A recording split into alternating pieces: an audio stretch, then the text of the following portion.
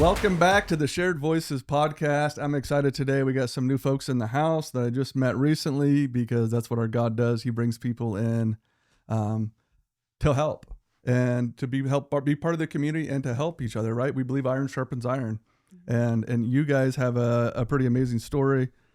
You guys are both counselors now. And Joe, you were a former police officer who wore the uniform and the badge, and now you are a counselor and you're on the other end of it. And ever since I met, the passion drips out of you to help people with their mental health, and especially first responders and their family members, man. You ooze it, and so does your wife, Christina. So both of you. Hi, Christina. Hello. Thanks for being here. Thank you. Joe and Christina. So thank you. Yeah, you want to give me a little introduction of you and Christina? I'll be chivalrous and let the missus go first. Oh my gosh. It's on you, Christina. Okay. I'm Christina. I am a social worker by educational standpoint, but I am a licensed therapist now, and I absolutely just love being able to go to work every day and just help people. So we've been married, been together almost 20 years now. Yeah. Have little kids at home, and just How many kiddos? we have 3. Awesome. Kind of in the middle stage of childhood right now. Yeah. Yep. Yeah. I love it. I've got 3 of my own, and then I have 2 stepkids, but my oldest son, he's a teacher now and a football coach. And we just found out I'm going to be a grandpa. Oh, congratulations. Grandpa. I'm so excited. Yes. Yeah, I'm so Yes. excited, man. Yeah. Yeah. That's awesome. So you guys aren't there yet, though. No. Nope. All right. No. Well, I'm trying to rush that. No, I'm no. trying to rush that. No, I don't. Yeah, no. Well, Just enjoy yeah. it Yeah. slowly. Yep. So you're married to him while he's a cop, Yes. and you're a counselor at the time. I was not. Oh, you were not? No. Okay. Actually, Alright. in fact, the whole time he was a police officer, I was a stay-at-home mom with the kids, because it felt like it worked really well. We could just support him. We could handle that side of things and let him be able to focus. And So how yeah. did you go? I mean, you were still a counselor then, trust me. Well, You were dealing Did it with different. him and his coworkers. And maybe. Yeah, yeah. yeah, you want to cover this. So how then, we'll go with you second. What got you into therapy? Is it therapy, counseling? What's the right Yeah. word? Yes, we at our place, we call it we're therapists. Yeah. Okay. Yeah. Yeah, so I am newer to the field just in general, not speaking 20 years or anything like that, but for me it was very much I felt very called to be the stay-at-home parent and be able to be the support on that level for all of the years, and then always planned on being able to get back when the kids got older. And it just circumstances, very specific things in life kind of led up to a point of all right, it's time, and get back into school. And so then I was okay, what do I do? And so it was really kind of going into that, just falling into where I was supposed to be. I am a very empathetic person. I'm a helper type personality. Yes. I love people.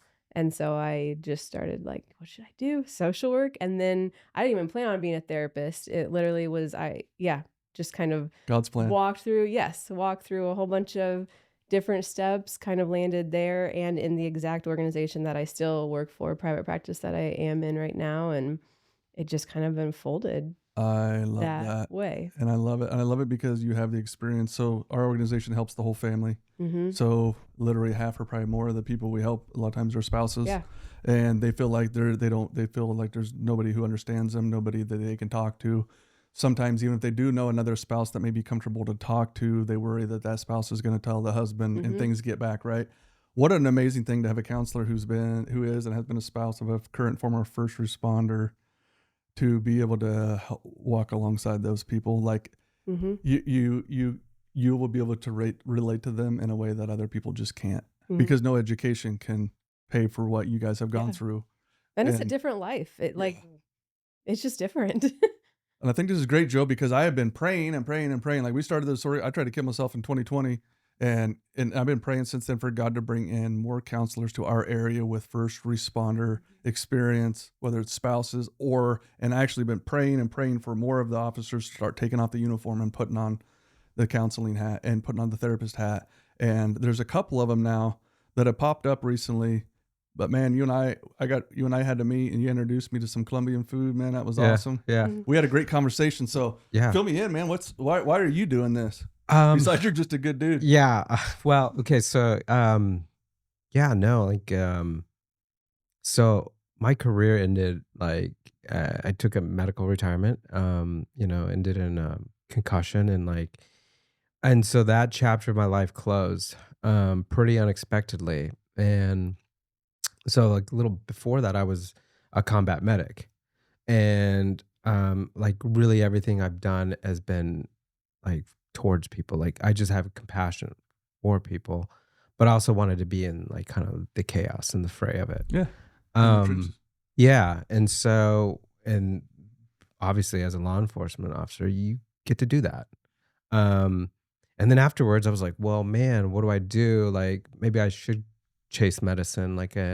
I miss that from my medic days, and just kind of the geeky side of me is like, I love science. So I just was like, cool, I'll go back and become a registered nurse. And I did. And I was working at PICU, pediatric ICU. And I just found myself, obviously, when patients are there, like, we got little ones that are in ICU. So I just found myself like counseling people as they were going through a very traumatic and hard time. You're a And natural counselor. and so I was just like, I miss the interaction that as a police officer I got. And we get to see all kinds of people.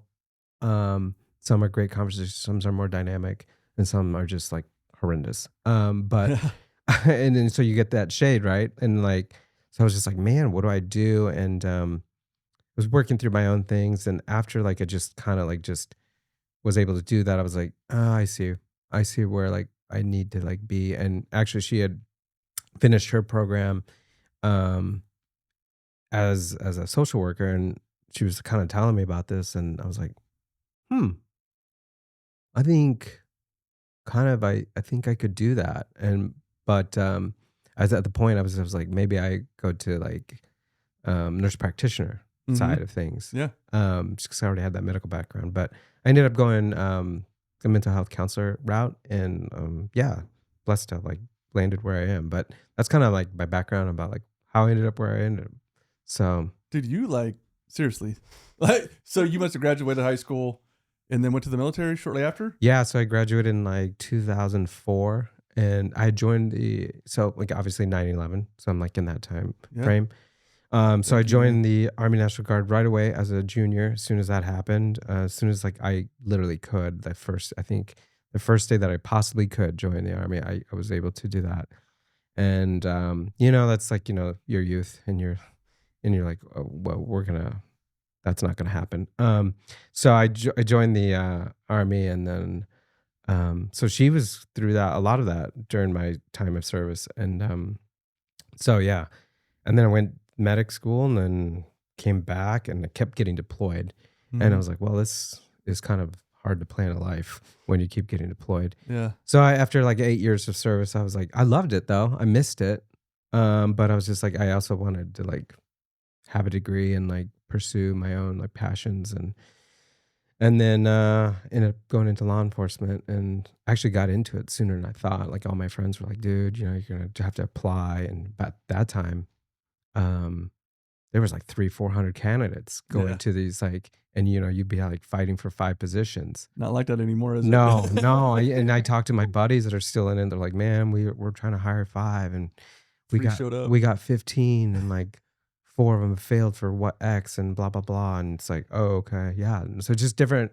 culture, different dynamics going on in that time. And so then I got into that, and I loved it. And I was like, yes, this is where I get to be like that, as like just that physicalness of it. Like there was just, and I was like, yes, still that warrior mentality, but still kind of the compassion side of me. And there were moments where I could like still exercise that. But yeah.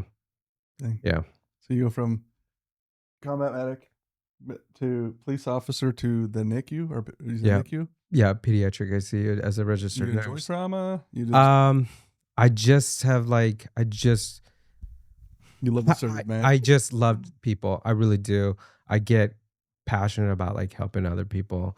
And sometimes I just think, and not to like overshare, but just like as a child, my like, I was born in Colombia, and we talked about, going to the Colombian restaurant. It's like I was born in a different world, in a third world with trauma. So I was kind of baptized by fire from early on. And I think that was both good and bad. I've learned to use that for good. So I'm just comfortable there, but in a healthy way. And so I think that's a lot to do with it if I look back on it and kind of give you a macro view of it. But yeah. It's funny how in life we have plans. And we say, God, come and bless what I'm doing. Look what I decided to do. Get over here. Come on, check this out. And we want him to come bless it. And then sometimes we end up in end up in places where we're not supposed to be. We're in jobs maybe we shouldn't be doing. It sounds like you guys are finding out that God wants you under something. He doesn't want you to come to him. Doesn't want you to say, come look what I'm doing. God is making a move right now in this country, in this world, in this state, is making a move. Yeah. He's making a move for his children. And like, you guys are a big part of it. Yeah. I'm losing my train of thought like I always do. Where was I going with that? Well, I think to your point about why more police officers haven't entered this profession, I just kind of quickly thought like, well, so much compassion fatigue, right? But like all of us at some level, all cops care for people. And that's why we get in it. And we've gotten a bad rap, right?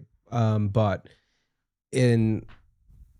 nobody enters that because they don't like people. Like, I mean, there's obviously, they care for people at a certain level. And I've never heard an interview of me like, oh, I just want to because I want to kick some you shoot guns on the police range and stuff like that. That would be preposterous if you answered like that. No, most people I answer like because I care for people and I want to help people. Yeah, I want to serve my community. Some those answers, right? And of course, there's going to be your type A's that like I want to be on SWAT and I'll do all this stuff, and great because we need those warriors too. But most people care about people. Yep. But then we get into compassion fatigue and we get into like trauma overload, and then Explain fatigue. The compassion fatigue. It's like fatigue. My goodness. Yeah, you go like think about like we'll keep it like kind of low key, but like you go to so many car accidents, right? And the first one when you're out of FTO and you're like, oh my gosh, this is like the first one. It's like serious injuries, right? And then you get there and it's like it's a nosebleed, and you're like, that's serious. Right. Well, maybe it's serious to that person, like it hurts, whatever, but you go to the next one and somebody's just like got a broken arm, and then right, and the injuries add up. But like get into like the 100th time and you can only ramp up like, yeah, sure, my car's going at 100 miles an hour, but I'm just like, whatever. This is probably going to be a nosebleed again. And so we kind of get into that. Or like you hear the domestic violence story. It's a different face, but the stories may be similar. And we're just like, yeah, kind of checked out because we're already writing the report in our head. Like, I know how this is going to go. Yeah. And blah, blah, blah, blah. And I've already gotten like kind of my charges written out because we all have our own writing style. And like, so we just kind of like, okay, I got it. And because it is a job, right? And like, we have to document all that stuff, but we sometimes can get in that. Yeah. And there's only so many of us on the street, right? Yep. And we got to be proficient. Yep. We don't have the luxury of really sitting in that chaos or that traumatic event with somebody as a police officer. That just can't happen. Just obviously budgets and personnel, that doesn't allow it. And you don't want to be like a bad like partner either. Right. Doing all that. That's not, yeah. So Christina, I would say with compassion fatigue, because I say this all the time, we are a spirit with a soul and God gave us a body, and God gave us science, and God gave us bodies. But would you say compassion fatigue is kind of similar to what I talk about a lot with your heart being hardened? Like you see trauma and you get numb to it. And when God talks about our heart being hardened, it's like, maybe I'm wrong, Christine, it's like your emotions get turned off. Yeah. And I feel like with these calls, it's kind of like that, where each one, it turns it down a little bit if you're not intentional. right? Yes. If you're not intentional to get help and to keep that up there. Absolutely. So when we talk about compassion fatigue or hardening of a heart, it's spiritual, Yep. but it's also your body. It's chemical, right? It's Yep. it's so we have to be able to address those and know that they're connected. They're not separate. Like we talked about this, I think, before we started recording, how much our physical health and our Yes. mental health are tied together because that's how God designed it. Yeah. Our bodies will help our brain with the emotional stuff if we allow it and can teach it to do that. Like going to the gym, we talked about, instead of going to the bar, right? Right. And do these types of things. So is there any way to combat compassion fatigue? Is there, or is it just processing the calls and doing that? How does one do that? I would say, like, to very much piggyback off of what you were talking about, is really that sense of like just mindfulness and like getting out of your head into your life, day to day, being grounded. And so, yeah, I mean, especially in a therapy perspective, we do a lot of like evidence-based practice, like focused on grounding and doing some coping skills that keep you very much in the moment, distress tolerance skills, all of that type of stuff that connects you to the present.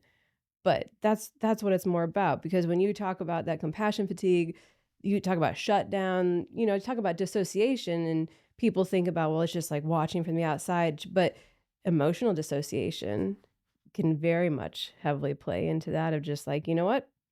I'm shut it off. I go back, I get down, do my job, write the report, whatever it may be, and then just move on and never go back and revisit. And you know what's scary, Joe?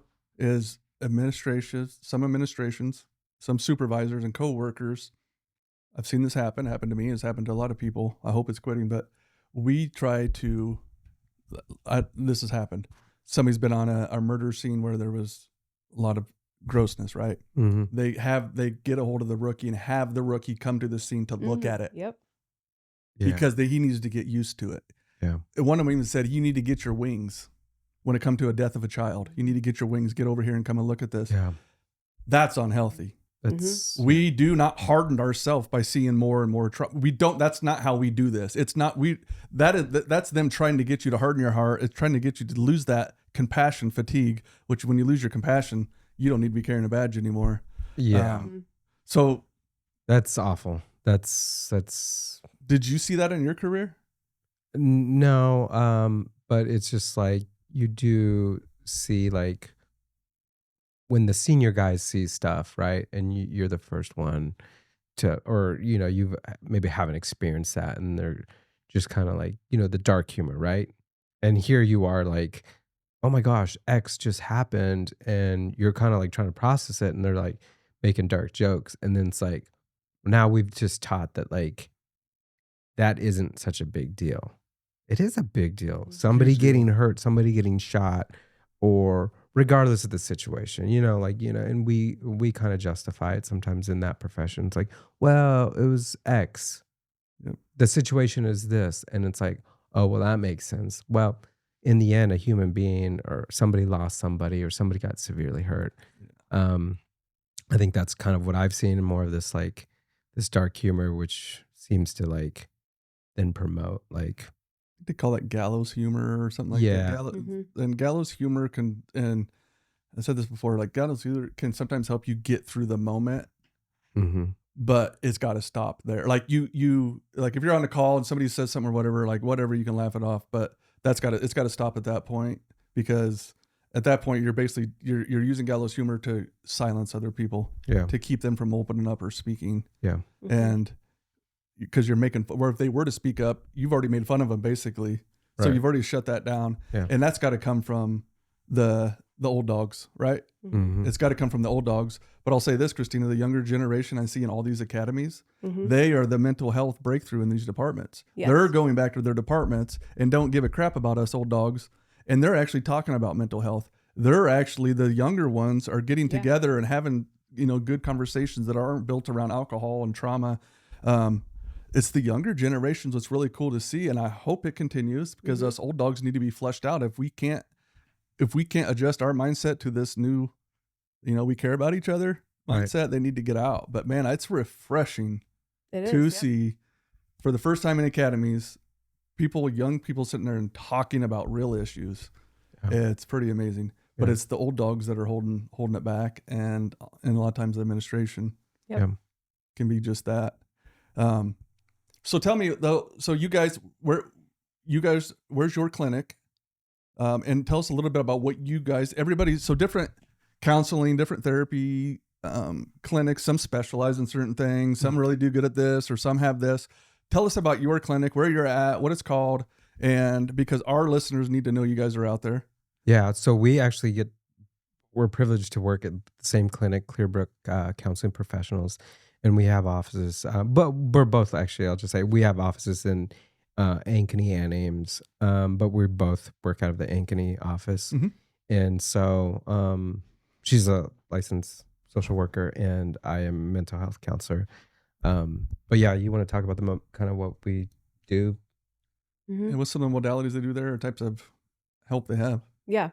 Yeah. I mean, like very specific, like Clearbrook as a whole, we do a lot of work on being trauma focused. So having a trauma focused approach is extremely necessary in therapy in general because everybody's been through different things. Everybody has a past, and that all definitely plays into how we handle our present. Mm-hmm. So, very specifically, like Joe and I, through just our availability that we have at the clinic, the spaces that we have at the clinic, we have started a program called the PSP program, and that stands for Public Servant Program.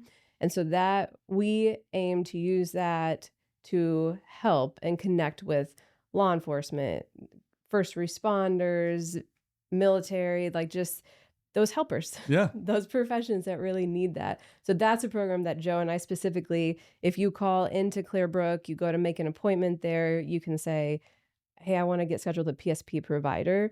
And so that's Joe and I. And so the admin staff knows to schedule with us, and we try to keep some spots open to be able to get people in when they need it, or to keep in that non-traditional schedule kind of in mind of, all right, let's get these people in. And it's from that perspective of, yes, like the helpers, the Mhm. public servants, but also their families too, because we have that unique ability to have both sides of that. So let's dive deeper into that PC. I about said PCP. That's different. I want to dive into that because sometimes counselors, doctors, we can use terms that maybe some people are listening to are like, I have no idea. You guys know what that means, but what does that even mean? You do what now? What do those initials mean? What do they stand for? And what is the value in it? And what's the goal of that? Mm-hmm. So PSP, Public Servant Program. So the goal is, and especially with that name, is to be able just to help the helpers Mhm. in our communities. So yes, like Joe has the background of law enforcement. I was that support in law enforcement for all of those years. He has his military service, and I supported through that as well. But then also just to connect with the other helpers. So dispatchers, Yeah. corrections officers, just people at different levels that maybe aren't always the first responder type fit into Yeah. that box, but very much those helpers in our community too. So the idea with that is to really be able to provide a space for people to get the help that they need and really leave it at that. I love it. because And people need you help. said the exact words of the perfect words of providing a space. Mhm. And I'm not trying to use the trigger word like you need a safe place or whatever, but it matters. Yep. You like this organization and I like this place right here. We provide a safe place for people to encounter healing in God. Like the environment matters, right? Absolutely. And so your Clearbrook, Yep. Mhm. yeah, Clearbrook. Yes. So at your guys, so if somebody walks in there, if they call and they said, okay, I want to have a session with Christina, or I want to have a session with Joe, and they've never been to a counseling session, so I assume they're going to walk in the door, and you guys are going to grab them and throw them in the chair, and you're going to lay them on a couch, but that's not really how it Yeah, is. no. This is what still are some of the ideas that are Yeah, out there. Man, what's it right. like to walk in? It's not intimidating. It's not scary like we think it is. No, it's just a conversation. It's a catch me up on your life. And let's walk through this together. You know, like your shirt, no one walks alone, right? Yep. That's what we're at. We're both in a position to be able to hear you out and maybe find some things that like maybe you just haven't seen, or maybe a space where I really got to get this off my chest. This is weighing down my heart. I just can't do this by myself anymore. That's what it is. There's no, I mean, I have a couch. If you want to lay down, go for it. Kick off your shoes. I've had that happen, and like, whatever. Yeah. We'll walk through it together. And I think both of our approaches are very similar. Like we're just kind of laid back, and like, you share what you want to share. And as our relationship professionally grows, like, and you feel more comfortable and like in a safer spot to open up, that's awesome. It's great. And like, we'll be there ready for you. Mhm. But there's no weird, like, I'm going to like bring you in on a wheelchair and like, tape you down and you're going to answer my 50 questions. But you're taking notes the whole time to give to the police department, right? Yeah, no. No. So This is all so confidential. caveat. Yeah. Like that's a fake fear, guys. yeah. It's a fake fear. Yeah. If you're not connected to your department, it's a fake fear. Like, Mhm. Yeah. So on that note, like, so the PSP program is built, most of these like professions that we're talking about, EMS, jailers, dispatch, law enforcement, even nurses and doctors and whatnot, you have amazing benefits, right? Like, even if you don't have, right? You can come in and like, we're not tied to any particular organization. So like we Clearbook don't work with, like I'm just going to name some police departments, Clive, Des Moines, blah, whatever. We don't have like contracts with them. No, we want you to use the benefits that you already pay for. And so we're not, that we really want to, in that fear that like, this is going to come back to my department. No, it's not. It's your private insurance. And you might as well use it because you pay for it. So we're not going to be relaying anything. We're not anybody's gopher. yeah. And so I'm very passionate about that. And we've talked about that a lot privately. Because there is a fear like, Yeah. well, man, like, dude, that call sucked. And like, you'll see people in tears and it's like, okay, it did suck. And that's, we offer that space to like discuss that. Or just stuff that going on at home. Yeah. Stuff sometimes like maybe we're our best at work. But at home, like, it's trash. Yeah. Like, and we know it and we're really struggling through it. And like, okay, let's walk through that together. But yeah, we're not connected to anybody and we're not, and we won't be. I just want to let that everybody know we won't be. That's not a thing we're going to be doing. Yep. And that's why I have you guys on, because I know that about you. Like, I truly know that if anybody out of anybody in this world knows that confidentiality matters, it's you guys. You've been the spouse, you've been the first responder. You understand what can happen if that confidentiality gets out there. Yeah. And the damage it can cause, and also the credibility it takes away. Mhm. It can end your career. Yeah. I'm just going to be real. Like, and same with me, with this organization, right? If we lose our confidentiality and all that kind of stuff with people, we've lost everything. Yep. And so I can tell you guys that they are a safe place. You're going to get some help, or you're not going to get judgment. And I love that you said walk along, just like our organization. You're going to walk along the side of them. You're not there, like I say in our organization, I'm not there to walk behind you and scoop up your crap, all the messes you leave. I'm here to walk alongside you. Yeah. And we're going to help you get there together. Yep. It's not me pushing you. It's not me pulling you. It's let's do it together, right? Yep. And at their pace. Yeah. They do it at their pace. Yep. And Absolutely. yeah, so it's not like a high pressure, answer this, answer that, like it. Because I've heard first responders say this, Joe. I ain't going in for an interrogation like that. Yeah. Mhm. But it's not an interrogation. No. It's not. No, one thing I do in intakes and with new clients is one of the first things I ask them, just like, how does it feel to sit here on this couch? Like, what are you actually, can you just tell me what you're actually feeling and thinking right now? And then I reflect back because, like, I mean, I've been in that position. Like, it's okay that this feels weird and you don't know what's about to happen, and that's okay. It's perfect. Yeah. Or like, we're not like, we haven't like been trained to talk about ourselves. So then we're like, well, what do you want to know? Right. And like, I don't really want to open up. Yeah. Like, especially as a police officer, right? Like, we're super guarded. Like, we're the warrior types. Yep. We're not, I've got the shield in front of me. Why would I open this up? I don't have time for vulnerability. But we're always as sick as our deepest secrets. Mm-hmm. Like, that's where the healing's at. Yep. It's in those things that you're holding on to. That's where it's at. Yep. And it may be sore. And if you're feeling that, it's like a soreness in your leg. Like, if you feel that, that's a sign that there's something wrong. If you're feeling that soreness, like, that's when we need to get help. That's when we need to come in and help unpack these and process this. And what a great way to process it with some folks that have been there. Like Mhm. that's different because when you're competently, what's the word I'm looking for? Culturally competent. Culturally competent. You can sit down with people and you can inherently kind of skip some of the bull crap of like, you don't have to worry. I don't have to worry I'm going to break my therapist because I share with you what happened on this call. Yeah. Right. Right. Like I was just talking with Andrea Wilson. She's one of our ambassadors, and she's on our board, an amazing woman. And I'm about to lose my thought. What were you talking about, Andrea? We're you don't have to worry about your counselor like breaking down and crying. Yeah, through it, because right? she tells in her story when she talks, and like she goes and comes and gives talks and stuff with me, and she said I broke 3 therapists. I literally had 3 therapists melt down and cry. One cried so hard they were like slobbering, Yeah. and so she walked out like, well, I can't. Okay. Yeah. All I'm going to do is break people. Yeah. So it matters when you find a culturally competent person that you Yeah. can know you can sit down, and Joe's not going to throw up when he hears something you say, and either is Christina, Yeah.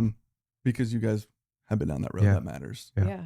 And I think like, you know, I've heard her say this before, like she knows the sound of the Velcro, the vest when you come home.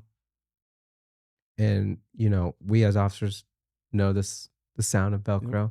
And when you can tell someone that, and that resonates, like even like everybody here in the room, like was like, I mean, we probably heard it. Mhm. We heard it. And we know where we usually did it. Yep. That In means the they're corner home. of their room. Yeah. They're home. And so that's a success. For us, it's like, finally. And all the sweat comes out. Yeah. Yeah.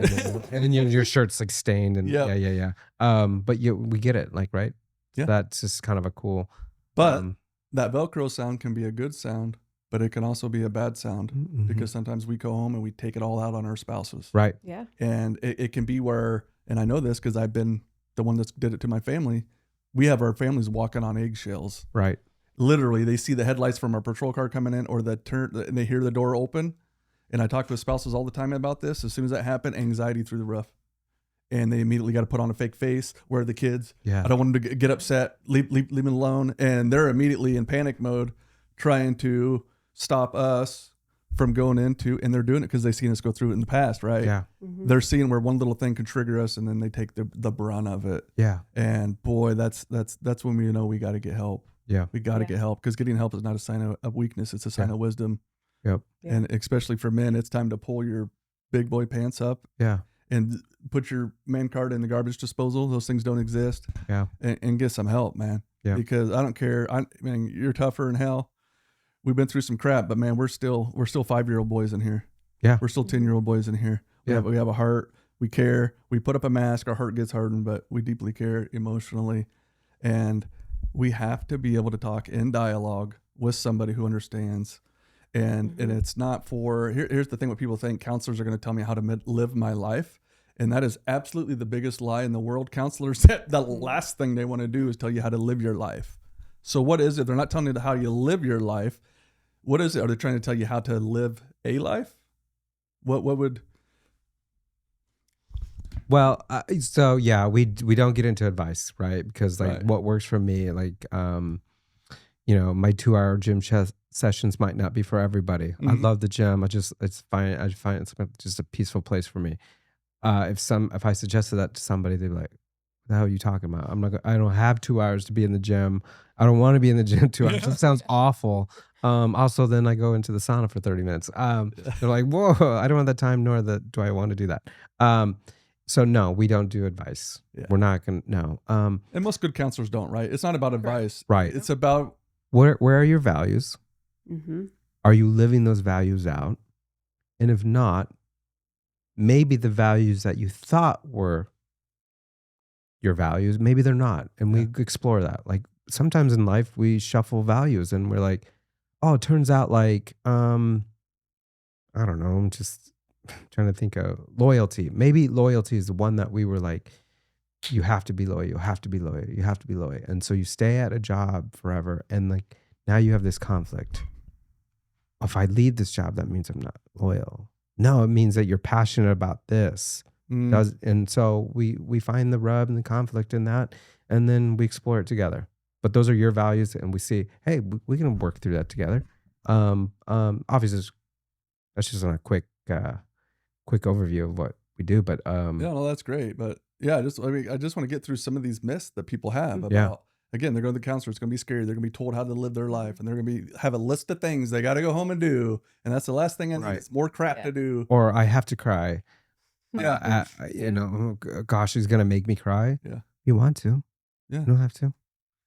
Mhm. Do Or however you feel. are we gonna I do think some so, weird yeah. like meditation pose or thing? If you want to. Yeah. If you know, Because therapy mindfulness. is not about control. No, it's no.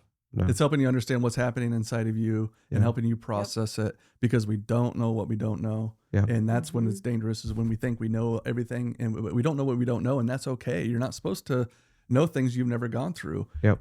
Like, if I would have had somebody early in my career, I say this all the time, when it came on, especially on my first hard call, I'd put their arm around me and say, hey, buddy, I know this is hard, man. I'm going to walk alongside you through this. I'm going to help you. Like, I'm going to help you get to some places. I'm going to show you how to get through calls like this. Like, you and I'd probably still be doing the job. Yeah. You know what I mean? A lot of us will still be doing the job. But, you know, and that's what I want to start seeing in the organization is that. And what we saw was the opposite. After a call, that was pretty shitty, dude. Yeah. Let's go get a beer. Yep. And what did we just, that alcohol or some substance is Dude, beer in kind Texas of Hold'em. Years of my the life. disconnect, right? That's like where we're going to find, and I say this in quotations, peace or some kind of resolution. You're not going to find that at a bar. Yep. And not that you can't have great conversations with someone at a bar, but it's like what we've talked about. It's be very careful who you're opening yourself up to and giving a voice to. And letting alcohol influence the emotions that come out of you. Right. Because Because that can be really dangerous. yeah. And then once you uncork it, like, now what? And especially when you're a first responder, because Christina always talk about this. This is the big issue, is when you're a first responder and you deal with these, you're supposed to be the pillar of the community. Where are you supposed to go when you deal with this type of stuff? Because this piece of polyester uniform doesn't stop us from trauma. It doesn't stop us from those things. So that's why what came down for me, Joe, is who could I go to? Even the guys I worked with that were the closest to me, I couldn't tell them. Yeah. Because if they told their wife and they told one other person, my career's over, I'm out, right? Because we're all worried about being exposed. I think that is one of the most powerful pieces of the therapy, like the therapeutic relationship. When you talk about a therapist and client, and I talk to people, like when I do intake, that's the most important part of therapy right there. That relationship between client and therapist. But the beautiful, powerful thing about that is it gets to be a relationship that you don't have anywhere else in life. And there isn't that like wonder about what's this person going to think of me or judge or who's it going to get to, because, you know, we're held. We have like our ethics board. We hold a license for a reason, and we have rules, and we are held to that confidentiality that does not leave the four walls of our room. And so I tell people, you get to be who you need to be. That means you get to talk how you need to talk. You use the language you need to use, like all of that type of stuff. That's If what the this F place bomb is for. flies, and that's what, then let it fly. Like that, your guys aren't there to be like, don't you talk like that. Talk how you normally talk, right? Yeah. Yeah. And it's say something, because I forgot what I was gonna say. Yeah, no, He's getting good at this, isn't he? we just we really encourage people to just relax. You know, we don't treat it as like coffee with a friend. Yeah. It is a professional relationship. But we're therapeutic in what Christina was saying, that like, yeah, this is an opportunity for you to just like unload, and like you as a client get to create that relationship that you want to be, that you want to have. Because there's some things, sometimes our families are just like chaotics, you know, and sometimes the people that we think we could go to aren't going to understand. You know, if I told my older brother like what it was like to go through the first door when I'm like actively searching for an armed suspect, he wouldn't understand that, right? Yeah. So yeah. So here's what I was gonna say. When it comes to counseling, when it comes to things like public speaking, when it comes to being on a podcast, what's the actual fear? The fear is judgment. Yeah. When you go into counseling, you're scared about judgment, because counselors aren't there to judge you, but you're worried about judgment, because judgment are your core values and the things that you have inside of you. If somebody tells you what you believe and what you're doing isn't working or isn't right, we can sometimes have trouble with that. Yeah. Because you're telling me everything I've known. That you're taking something from me almost at that point. when you know, when you learn something, when I say you don't know what you don't know, once you know it, then you realize it. Like, it comes down to judgment. And so much of our life is being held up because we're worried about judgment from other people. Like, God has given us all these talents and gifts, and most of it is held up by judgment. And judgment, don't let judgment going into a counseling session, don't let judgment be a barrier, because it's not judgment. They're not there to judge you. They're there to help you get and to see things that you may not see. Right. And that's what healing is. That's how we get healing, is we get out of these ruts that we've been in. We think we know what we're doing. We think we have it figured out, but yet we're still going through the same cycle of trauma, and alcoholism and all this stuff. But we say we're going, and it's like, let's put that judgment away. Yeah. It's not about judgment. Let's come in. Let's be open, honest, and transparent. Yeah. I think that's what's important about what you guys do. Yeah. And I think you hit it on the nail, because it's self-judgment, right? That's usually the worst kind of judgment. Because they're not really judging. I mean, like, if people judge me, you know, if you and I get judged, I'm going to be like, whatever, bro. We got to judge our whole career. But if I judge myself, I will be so much harder, right? Yep. Oh, yeah. I will be like, this was it. Because I bet if I were to talk to you the way you talk to yourself, you'd probably knock me out. Right. Because we talk to ourselves very ugly, and very hateful, and very dark. We are our own worst enemy. We are our own. And that's why monologue is keeping your thoughts inside yourself. They're killing you. Because the enemy, the devil will agree with all of those nasty thoughts going through your mind. He will convince you are worthless, that people are better off without you. Yeah. And that voice starts to scream. Yeah. And those like negative thought patterns, like, what have we practiced daily? If I say I suck, well, then soon I start to believe that. It's an identity you took on. Yeah. Because I've thought it, I've created a pattern, and I start to believe it. And if I start to believe it, then my behaviors change, right? And so it's very, you can see it. You can see it happening. And so we work through clients through different modalities like acceptance theory. And okay, sometimes we do have negative thoughts. We're human beings. We're going to have extreme emotions. Sometimes they're good. Sometimes they're bad. Like, same thing with experiences. The human life and experience can be both great and just miserable at times. So yeah, we get a chance to work through that, and it's fun. I like it. Awesome. I love helping people. What a great conversation. I can seriously keep this going for hours. Yeah. But this is what's great about having this studio and having this, and that we're friends. Like, we get to create this stuff all the time. But before we wrap up, let's go over your company again, how they can get a hold of you. Let me see that. Is that a flyer? This is one of our flyers that we give out, but this is just so Clearbrook Counseling Professionals. Okay. Is what our organization. We have website clearbrookcounselingprofessionals.com. Yeah. People sometimes say, man, I need a counselor, but I can't find one. Everybody's booked. If somebody's reaching out and they're struggling, is that something, what's something if somebody's struggling today, they call you, today's a Friday, and they say, hey, I need to see you Monday. Is that what's that look like? Is help a long ways away? Or sometimes does it just vary? Yep. I would say, when you look at the therapy counseling profession in general, it varies hugely. The one thing that we have tried to combat that with, I guess, with the PSP program is to we work together. So we can trade off. We can work our schedules around each other, and we can provide that availability. We're not a crisis center, but we can, yes, if that happens and we get a call, okay, who can stay late maybe on Monday, or who can jump on telehealth when you need to meet in this specific, So it won't be a 30-day wait. No. And even if it was, would you guys probably just be honest and say, hey, we got somebody who is culturally competent, who's freer now, right? Yeah. Absolutely. But it doesn't seem like it happens. No. And because we all worry that we're gonna bug somebody, right? Right. Yes. No. Use that as a barrier. We've overlapped our schedules so that we have built-in gaps so that we can get people in right away. Awesome. So, Yep. Clearbrook Counseling in Ankeny. You guys do telehealth? Yes. Yep.